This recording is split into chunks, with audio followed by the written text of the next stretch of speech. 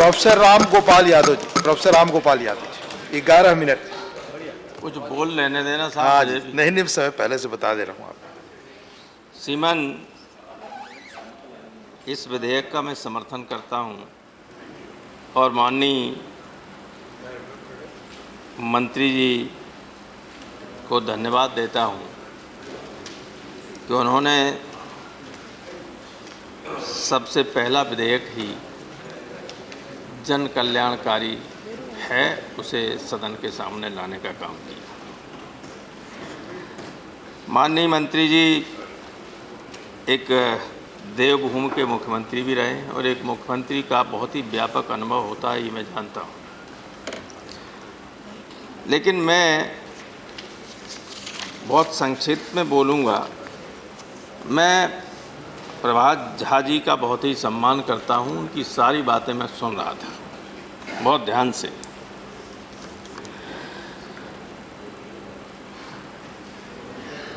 सब जानते हैं कि SC/ST का आरक्षण जो 22.5% था वो संविधान के लागू होते ही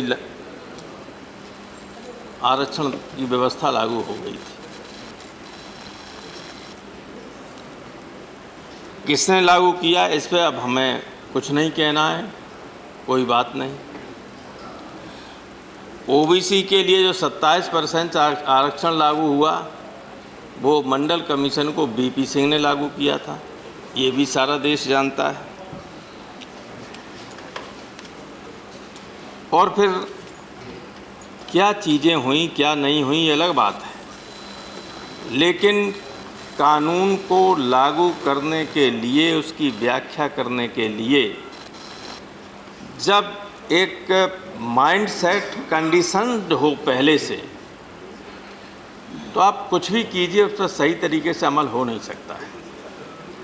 अतीत से हम देखते आए हैं, महर्षि परशुराम तो भगवान विष्णु के अंशावतार थे। उन्होंने भी कर्ण को शस्त्र विद्या सिखाने के बाद ये शाप दे दिया, क्योंकि उन्होंने कहा तू ब्राह्मण कुमार नहीं, मैं तो सिर्फ ब्राह्मणों की शिक्षा देता हूँ, ये जो शिक्षा दी सब वक्त आने पर भूल जाएगा। गुरु द्रोण ने एकलव्य का अंगूठा ले लिया। जिस देश का माइंडसेट ये रहा हो, मैं इसलिए कह रहा हूँ कि इस देश इसमें हाई कोर्ट इलाहाबाद ने जब फैसला किया तो 7 फरवरी को हम लोगों ने कहा कि मैं हाउस नहीं चलने दूंगा, और पूरा सदन इसमें नहीं चल पाया, पूरा सेशन बेकार हो गया था इसी इशू पर। ये मामला मैंने उठाया, जावड़ेकर साहब ने यहाँ 7 फरवरी को आश्वासन दिया कि जो जजमेंट जो ऑर्डर हाई उसने UGC ने आदेश किया है नए 13 पॉइंट रोस्टर का, उसके हिसाब से कोई नियुक्तियां नहीं होंगी, सब रोक दी जाए। हम लोगों ने आशंका व्यक्त की कि सुप्रीम कोर्ट में सही तरीके से पैरवी नहीं होगी और फैसला जो हाई कोर्ट का है वही रहेगा, और वही हुआ। और जैसे ही सुप्रीम कोर्ट का फैसला आया तो मंत्री का आश्वासन बेकार हो गया, और जैसा पूनिया साहब ने कहा था, बरसों से रिक्त पड़ी हुई जो वैकेंसियां थीं उनको निकाली नहीं जा रही थी। लेकिन जैसे ही आया अगले दिन ही UGC ने फिर जारी कर दिया, और दूसरे दिन यूनिवर्सिटीज़ ने उस पर एडवर्टीजमेंट जारी कर दिए विभाग वाइज 13 पॉइंट रोस्टर के हिसाब से। ये क्या दर्शाता है? ये क्या दर्शाता है?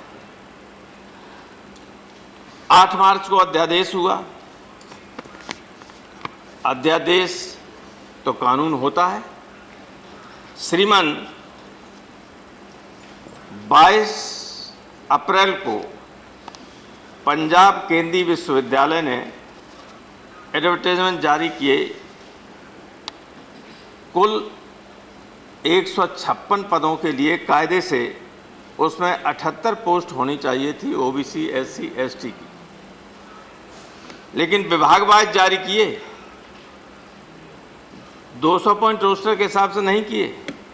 उसमें केवल 50 पद इन तीनों कैटेगरी के लिए।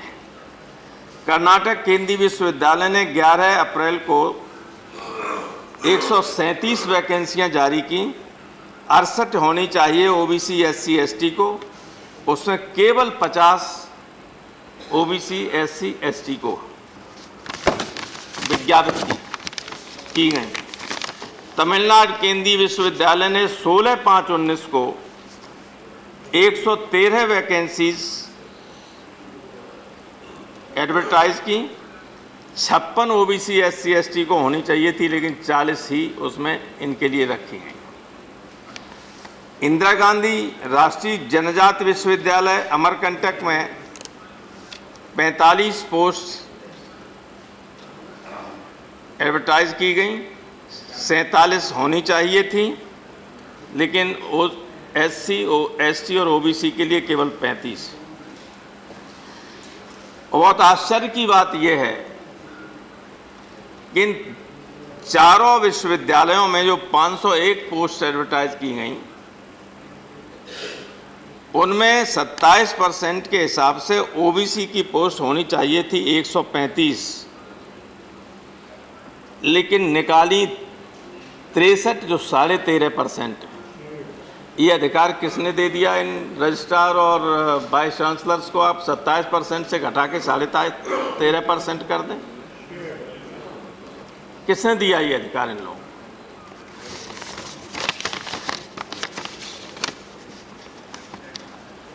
प्रोफेसर्स की पोस्ट, अब आप देखिए, professors, associate professors and lecturers. Professors की पोस्ट हैं इनमें 81, OBC nil, 0, not a single. तो इसलिए मैं कह रहा हूं कि माइंडसेट की बात है। कैसे आरक्षण कम किया गया? आप कहते, मैं जानता हूं कि ईडब्ल्यूएस को दिया, आपने बहुत अच्छा किया, मैंने भी समर्थन किया था। यही एक काम है, इसका मैं समर्थन कर रहा हूं। आपको कितना ही जन समर्थन मिला हो, कई बार बहुत जन समर्थन मिलने के बाद भी काम गलत होते हैं, तो आप उनको जस्टिफाई नहीं कर सकते। आपने आरक्षण को कम करने के लिए व्यवस्था ये की कि इंस्टीट्यूशन ऑफ एक्सेलेंस एक नया निकाल दिया formula, no reservation, appointment on contract basis, no reservation, guest teachers, no reservation. क्यों गर्दन क्यों हिला रहे जावड़ेकर साहब? Is it not correct? अरे ये मैं बता रहा हूं आपको, लगातार किसी न किसी तरीके से रिजर्वेशन कम करने की कोशिश की गई। अच्छा, ये बताइए कि पोस्ट खाली वर्षों से चली आ रही, एक भी एडवर्टाइज नहीं की जा रही, और कोर्ट के फैसले के अगले दिन बाद ही एडवर्टाइज हो जाती है सब, और वो भी एक सब्जेक्ट को यूनिट मानकर। 200 पॉइंट रोस्टर में है कि पूरी यूनिवर्सिटी को माना जाएगा। अगर महाविद्यालयों का मामला है तो पूरे स्टेट का एक हायर एजुकेशन कमीशन हर राज्य में होता है, सारे राज्य की वैकेंसियों को एक साथ निकाला जाता है और उसी के हिसाब से परसेंटेज निकाला जाता है। सब्जेक्ट वाइज निकालेंगे तो जब 4 पोस्ट निकलेंगी एक विषय में, तब एक ओबीसी होगा, तो 4 निकालेंगे ही नहीं। निकालने वालों का माइंडसेट ये है कि वो 2 निकाल देंगे, 3 निकाल देंगे। नो ओबीसी एससी एसटी की तो बात छोड़िए आप, एसटी का तो कभी नंबर आ ही नहीं पाएगा इसमें। जो पुनिया साहब ने बताया कि अगर 13 से के बाद है 14 नंबर, 14 पोस्ट हों तब एक एसटी होगा। मैंने कहा था मीना साहब से करोड़ीमल से, जब पोस्ट निकली थी, देखिए कितनी एसटी की पोस्टें हैं, तो बिगड़ गए थे वहाँ मंत्रियों पे। वो वेंकैया जी ने बुलाया था दावत में। तो ये स्थिति है। प्रभात झा जी, मैं भी प्रधानमंत्री का प्रशंसक हूँ, लेकिन जो वास्तविकता है वो तो कहिए। आप इस पर नहीं बोलते रहे, उन सब पे चीज़ों में बोलते रहे, सारी चीज़ों में बोलते रहे। प्रधानमंत्री का अगर देश दुनिया के दूसरे देश के लोग सम्मान करते हैं तो क्या हम लोगों का सीना गर्व से चौड़ा नहीं होता? होता है। लेकिन ये जो असलियत है, जब तक दिमाग का जो कंडीशनड हो चुका है उसको चेंज करने के लिए ट्रेनिंग नहीं देंगे। आप ट्रेनिंग देते रहते हैं, बहुत आपके कैंप रोड लगते ट्रेनिंग की, कभी आपने इस बात का ट्रेनिंग दी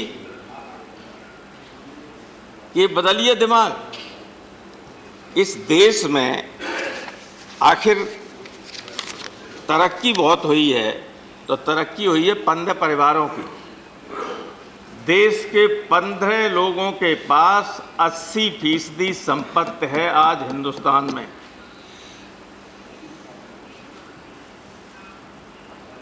और 1.25 करोड़ लोगों के पास है 20%। और जब इन जीडीपी और फलां सब जोड़ते हो तो वो सब जोड़ देते। हम ये कहते हैं कि आप अलग अलग स्टेज पर लोगों की क्या पर कैपिटा इनकम है ये निकाल के देखिए, अपने आप को मालूम पड़ जाएगा कि देश की क्या स्थिति। कितनी बड़ी तादाद में लोग गरीब हैं।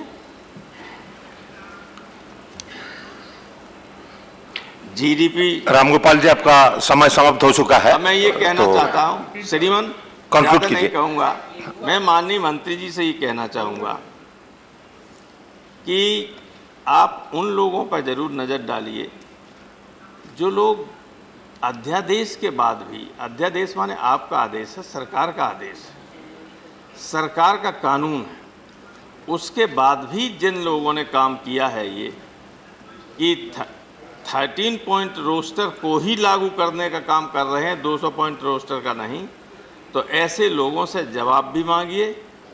और अगर पेनलाइज कर देंगे तो गरीब लोगों का बहुत हित हो जाएगा। ठीक है, बहुत हित हो जाएगा। और जो वैकेंसियां हैं ये सब एडहॉक वगैरह वाले फिर आगे चल के सरदर्द होंगे, आंदोलन करते हैं, जंतर मंतर पर लेके वहाँ तक इतने हैं, सा हमें रेगुलर कीजिए। आप अगर पहले से ही रेगुलर अपॉइंटमेंट कर दें, बाकायदा वैकेंसी हैं उसके हिसाब से, और शिक्षा पर भी अगर खर्च नहीं, शिक्षा, स्वास्थ्य, इन पे भी बजट में बहुत ज़्यादा पैसा मांगिए। वित्त मंत्री 5 को बजट आ रहा है इस पर शिक्षा के लिए। हमारा एवरेज, हमारा जो टोटल बजट का परसेंटेज है वो दुनिया के दूसरे देशों की तुलना में बहुत कम है, आधा भी नहीं है, कहीं कहीं की जगह तो 1/3 भी नहीं है।